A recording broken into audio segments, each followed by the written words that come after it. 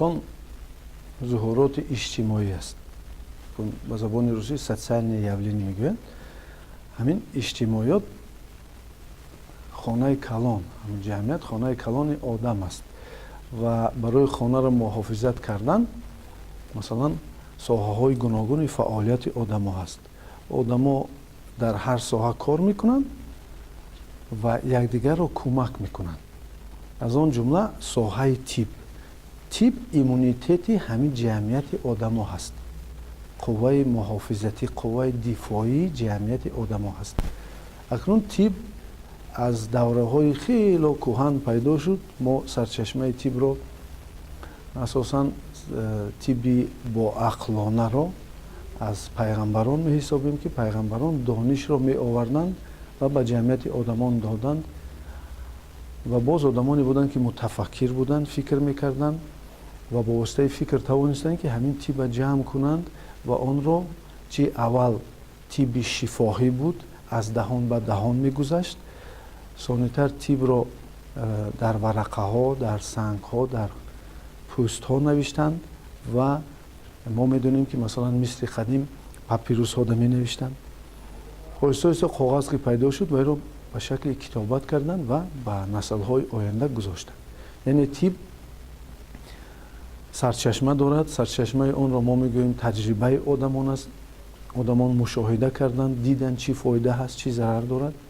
оҳиста оҳиста пайғамбарон меомаданд ба ҷамъияти одамон аз ҷониби худо ва онҳо аз тиб мардумро хабар мекарданд. вале ҳайвонот чӣ гуна ҳаст? ҳайвонот албатта тиби инстинктивӣ дорад. яъне ба инстинкти худ медонад, ки ба ӯ чӣ фоида ҳаст ва ба ӯ чӣ зарар ҳаст. шумо медонед, ки дар мардуми мо ҳаст, ки як паррандаеро барое ки кимиёҳ алаф, кимиёҳ каҳ мегӯянд дар кӯҳистон, вай ёфтанд, одамон пои ҳамон паррандаро мешикастанд, вай рафта аз ҳамин кимиёка, ки ёфтанаш хело мушкил буд, оварда ба писари худ, ба фарзанди худ медод. яъне ки онҳо инстинктивӣ медонанд, ки чӣ ба онҳо фоида дорад. масалан мо медонем, ки ҳайвонот касал шавад, ҳечӣ намехӯрад. ҳамин хӯрдане ки сар кард, мо мефаҳмем, ки сиҳат шудааст. вале вақте ки тиби шифоҳӣ омад, касоне ки бо воситаи таҷриба диданд ё ки аз одамони ҳаким шуниданд ва онҳо онро ба шакли тиби шифоҳӣ аз даҳон ба даҳон мегуфтанд ва мо медонем, ки бисёр одамон табиби наслӣ буданд, аз авлод ба авлод табобат мекарданд. ва бузургтарин шахсе ки дар тиб як инқилоби сахт кард, ин буқроти ҳаким буд. буқроти ҳаким барои он ки ҳама донишҳоро системанок кард, донишҳои тибиро, ва як равиши нав барои духтурону ва чӣ хел бемориҳоро ёфтану табобат кардан пешниҳод кард. ҳамон 4 темпераменте ки буқрот гуфт, ана барои ҳамин системанок кардани тиб ва ё падари тиб мегӯянд. абу али ибн сино бошад, тамоми донишҳои дар замони худ бударо ҷамъ кард, системанок кард ва мо ӯро сардафтари тиби классикии ҷаҳон гуфта метавонем. чунки 700 сол аврупо аз рӯи китобҳои абу али ибн сино ба донишҷӯёни худ дарс мегуфт. китоби рӯи мизии духтурони ҷаҳон буд. мутаассифона дар асрҳои миёна, ки камтар хурофот зиёд шуда буд ва ин сабаби он шуд, ки олимонро таҳқир мекарданд. барои ҳамин дар шарқ натавонистанд, ки ҳамин тибро аз он пардаи хурофотӣ халос кунанд. вале дар ғарб ин корро дар давраи эҳё, эпоха возрожденӣ тавонистанд кардан ва илм тавонист, ки чуқуртар ба бемор ва бемориҳо назар кунад. барои ҳамин мо дар ҳамон як ҳолат мутаассифона мондем. хурофотро ҳанӯз мо дар табобати мардум мебинем. ҳанӯз мо ҳамин пардаи хурофотиро аз табобати мардум пурра бардошта натавониста истодаем. солҳои охир маълум аст, ки вазорати тандурустӣ дар стратегияи нигаҳдории саломатии мардум албатта ба назар мегирад ин чизҳоро барои тайёр кардани кадрҳо, сохтани марказҳо. аз он ҷумла охирон чизе, ки мо дар он мавзӯъ иштирок кардем, ин консепсияи нави солимии равониро пешниҳод кардан аст, ки мо чӣ хел кунем ки равони мардум, психикаи мардумро аз табобатҳои ғайри гуманӣ мо халос кунем ва мардумро боақлона табобат кунем. акнун мебинем то ҳамин давраро, то даврае ки тиб вуҷуд дошт, ҳамчун санъат вуҷуд дошт ва мегуфтанд ин санъати духтурӣ ҳаст, санъати табобатӣ ҳаст, искусство врачевания.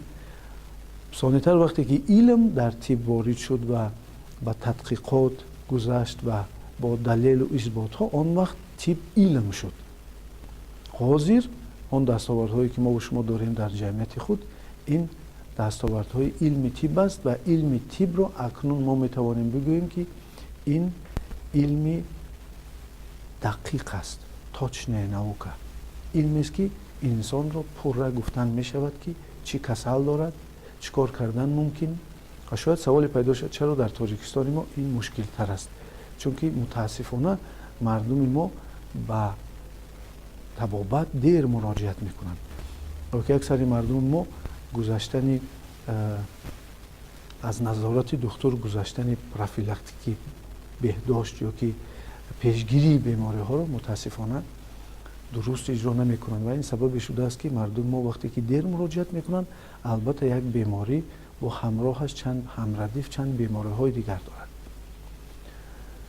ва мо ҳарду ҳам санъати тиб ва ҳам илми тиб ба якҷоя карда чизи нав пешниҳод кардем. инро фарҳанги тиб мегӯяд.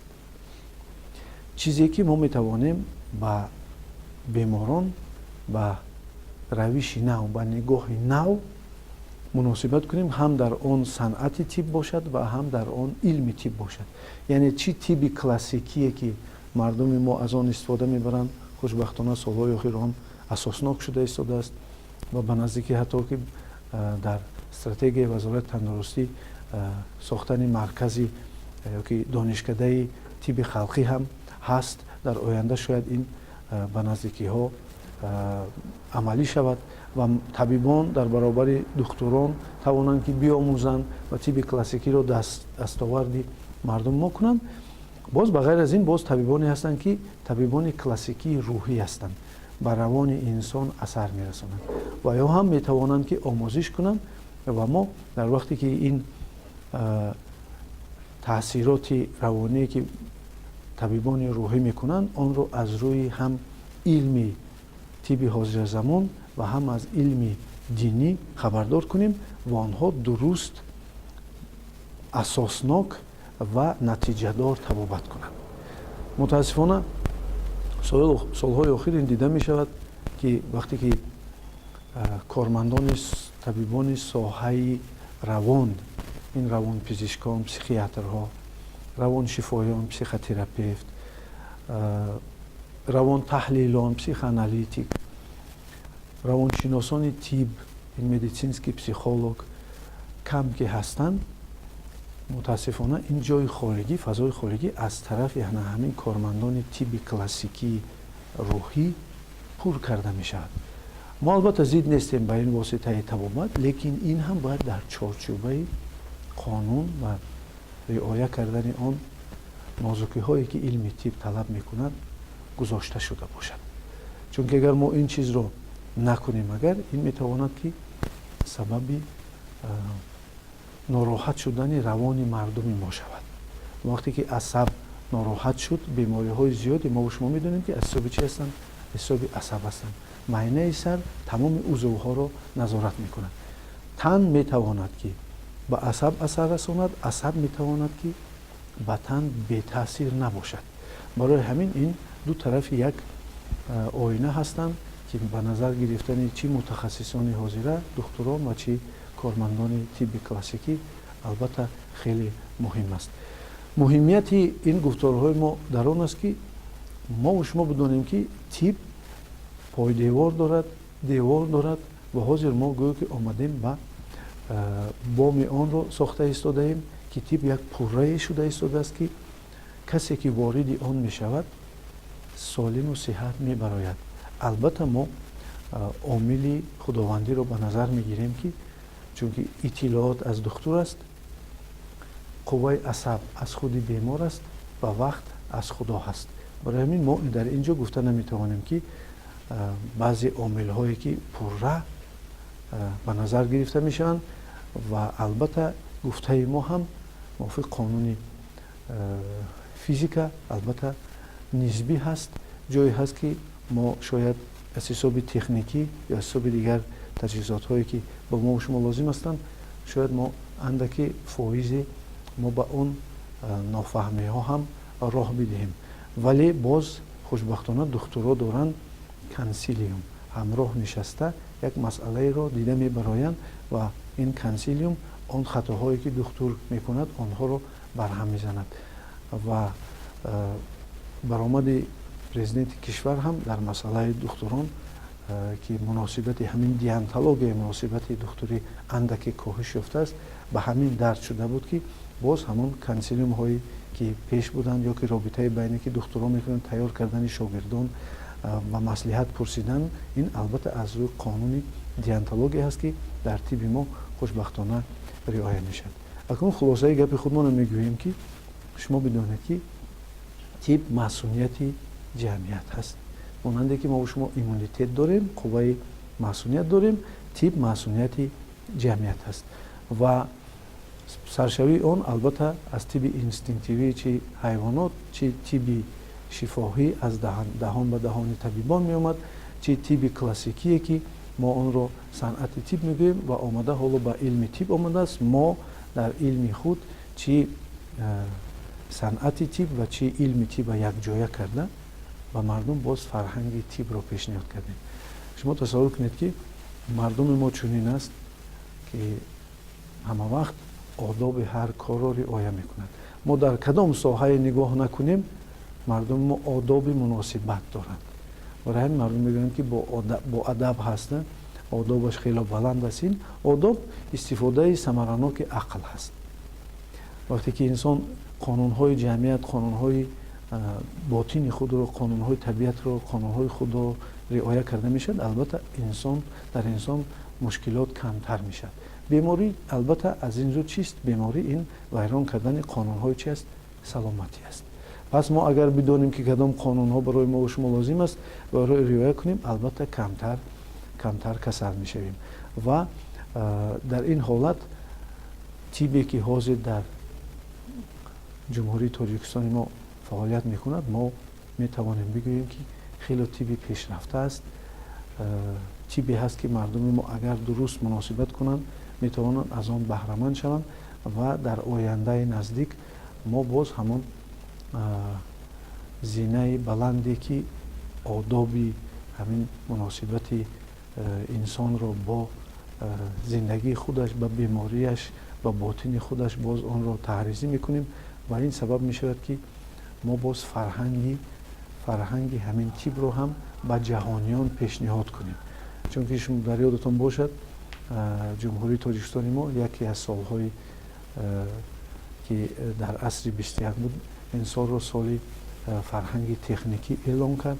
барои чи? барои он ки боз ҳамин технологие ки тамоми ҳаёти моро гирифтааст боз бояд ҷомаи фарҳангӣ ҷомаи одоб дошта бошад ки ин хислат сифат хоси миллати мо ҳаст. пас хулосаи гап мо шумо метавонем ба мардум бо сари баланд бигӯем ки он бемориҳое ки ҳастанд бо кӯмаки парвардигор ба шароите ки барои мо истиқлолият додааст ва амнияти ҷумҳурии тоҷикистон метавонем мардуми зиёди худро аз бемориҳо раҳоӣ кунем ва онҳо табобати бо сифат бигиранд табобати бо ақлона бигиранд ва албатта фаромӯш насозем ки барои боз беморро баъди табобат кардан лозим аст барқароркунӣ яъне реабилитатсия. ва агар 4 зинаро мардум дуруст бигузаранд ин бартараф кардани аломатҳо яъне ки бартараф кардани клиника он равиши беморие ки дар инсон мешавад. ин албатта дар духтурони соматикӣ яъне ки духтурони тан мекунанд. боз баъди он албатта эҳсосоти ӯро барқарор сохтан ва баъди он фикрҳоеро дуруст кардан ва чаҳорум реабилитатсияи иҷтимоӣ вайро боз ба зиндагӣ баргардондан дар шароити тоҷикистони мо ин имкон ҳаст. ин он чизе буд ки мо имрӯз با شما گفتیم و این البته است یک نظر، یک دیدی نوی به طب امروزینه.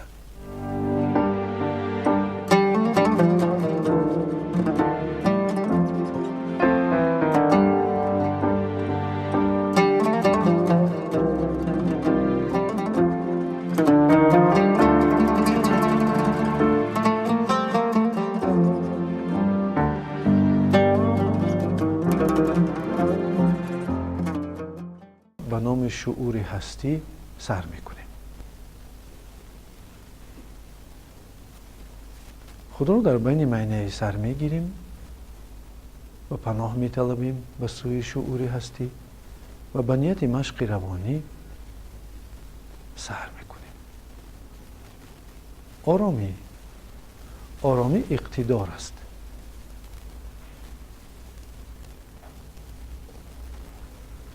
پتانسیل پاکویا میگویند. در آرامی انسان قوت جمع میکند.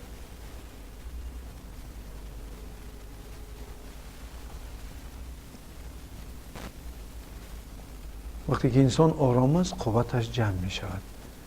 برای همین شما هر زمان وقت بیابید تا یک آرامی خود را به دست بیارید. انسان آرام می شود اگر خود را در بین معینه سر قرار دهد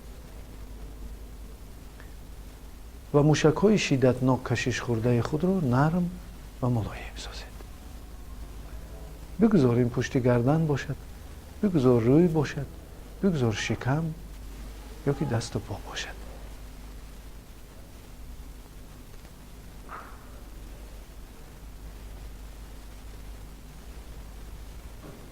قوه زیادتی که پیش در موشک‌ها صرف می شد اکنون نگه داشته می شود و ما می بینیم که هر یک موشکی که کشش می خورده است از حساب فکر بوده است.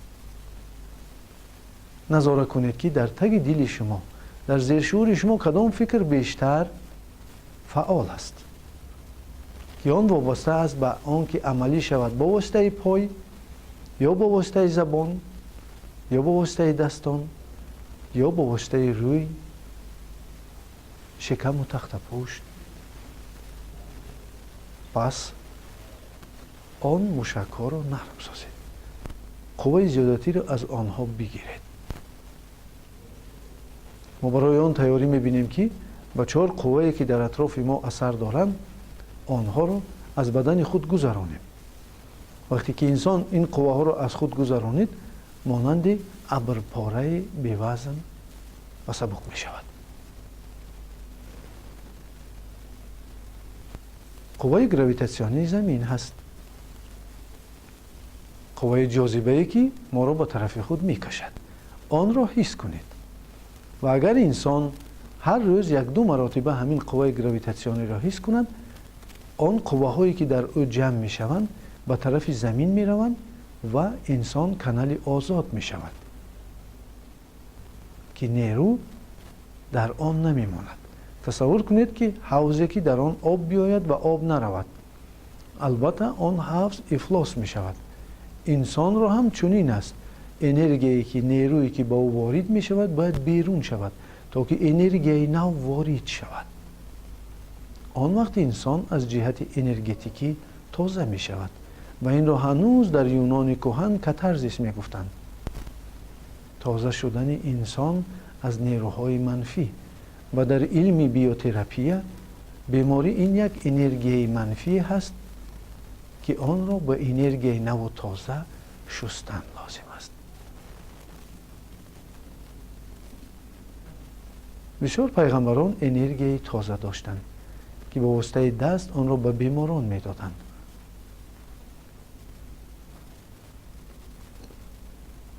و بیماران شفا میافتند. و یاد بیارید حضرت عیسی روح الله، محمد مصطفی درود بر او، از داده شوید به حالتی که شما را فرا میگیرد و انرژی جاذبه زمین را حس کرده از خود انرژی جاذبه آفتاب را گذرانید. این دو انرژی در ما و شما را تازه و آزاد میگردانند. قوه دیگری که قوه الکترومغناطیسی کیهان است البته ستاره ها را می دارد و ما و شما اثر دارد. که در علم سوزن پزشکی خطای آن را انرژی چی میگویند؟ به زبان روسی آن را سویتای دوخ میگویند، در زبان عربی روح القدس، در زبان هندویی پرانا، در زبان یونانی افیر، در زبان نمیسی آد و حالا آن قوه الکترومگنیتی کیهان است. وجود ما و شما را گیره هایی که انرژتیکی هستند میکشاید. باز ما وزن خود را داریم. حس کنید وزن خود را که آهسته آهسته این قوه خردی اتمی است که وزن ما و شما آهسته آهسته فراموش می شود که ما در معینه سر مرکزی وزن خود را داریم. آن مرکز که آزاد و آرام شد، ما آهسته آهسته سبک و بی وزن می شویم. امروز مشق ما با هماهنگی است با محیط. ما با محیط هماهنگ می شویم، وحدت می کنیم. و دیگر قوه این قوه اتمی کلان است که آن اتمسفری هست که ما و شما را احاطه کرده است. هر باری که نفس می گیریم، ما و شما قوه آفتاب را در خود زیاد کرده باز گرمتر می شویم و هر باری که نفس می براریم بدن ما سبک و بی‌وزن شدن می گیرد.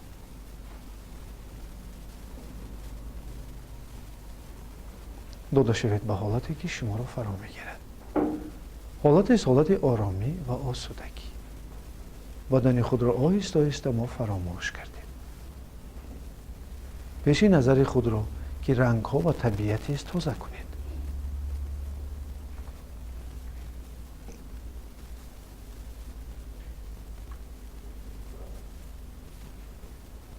طبیعت زیبای پیش نظر می آید.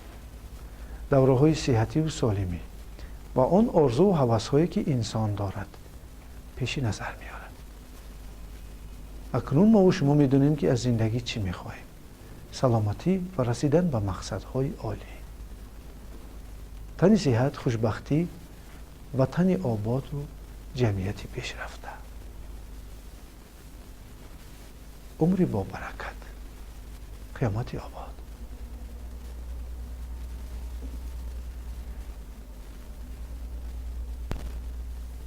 و ما بدن خود را تلقین می کنیم. بدن را فرمان عادی می دهیم. آن کاری که در پیش شماست، مسئله سلامتی است، مسئله زندگی است، کار است، آن را به معینه سر خود فرمان بدهید. به زبان دل خود، به زبان قلب خود.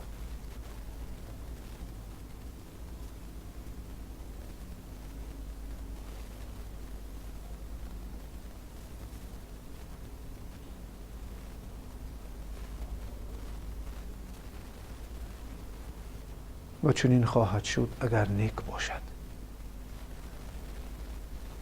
ما اکنون میدونیم که میتوانیم آن کاری را کنیم که در پیش ما و شماست و هیچ چیز ما و شما را خلل نمیرساند. ما جزوی از محیط گشتیم. محیط در ماست و ما با محیطیم. سبک دم گرفته، روشن، باورینا، خرسند، بی درد چشمان خود را با دنیای زیبا و رنگین میکشاییم.